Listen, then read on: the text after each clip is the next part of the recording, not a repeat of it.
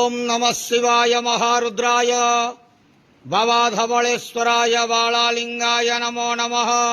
दीपं यदि परं ब्रह्मा दीपं यदि जनार्दनः दीपहरतु मे पापो पूजा दीप नमस्तुते।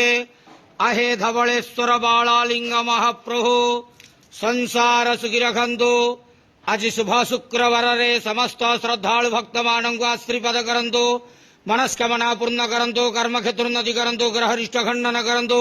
जगतर मंगल करंतु। विश्वर कल्याण करंतु। आपणक नाम विख्यात करंतु। सेवकर डाक श्रवण करंतु। समस्त गुआवसा भक्त मानकर मनस्कामना पूर्ण करंतु।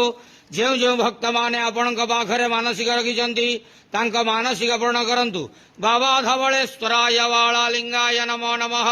संसार सुखी रखंतु। आनंद के वार हरि बोलो। आज शुभ शुक्रवार रे समस्त श्रद्धालु भक्त मानक आशीर्वाद करंतु। आनंद के वार हरि बोलो।